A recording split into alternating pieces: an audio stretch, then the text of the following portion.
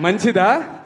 On that note, మీ అందం నిండుగా కప్పుకునే బట్టల్లోనే ఉంటుంది తప్పితే సామాను కనపడే దాంట్లో ఏముండదమ్మా. చాలా మంది చూసినప్పుడు నవ్వుతూ అంటారు కానీ దేద్రం ఉండ ఎలాంటి బట్టలు ఎందుకు వేసుకుని కాస్త మంచి వేసుకోవచ్చుగా.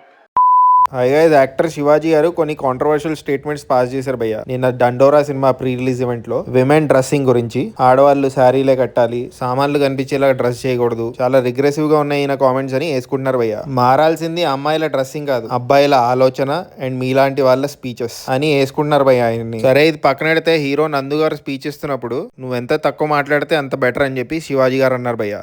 స్క్రీన్ స్పేస్ మరి అంటే ఫాదర్ అండ్ సన్ బ్రదర్స్ లా చేసి ఉన్నా కూడా బానే ఉండేది, బట్ ఈ సినిమా డిమాండ్ చేసింది.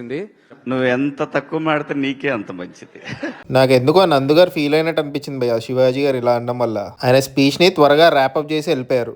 ఆన్ దట్ నోట్, ఇక్కడికి విచ్చేసినటువంటి మీడియా వారికి, ప్రేక్షకులకి అందరికి చాలా చాలా ధన్యవాదాలు. నందు అన్న హర్ట్ అయ్యావా? ఫ్రెండ్స్ మీ ఫీలింగ్ ఏంటి? నందు హర్ట్ అయ్యాడా? కామెంట్ చేయండి.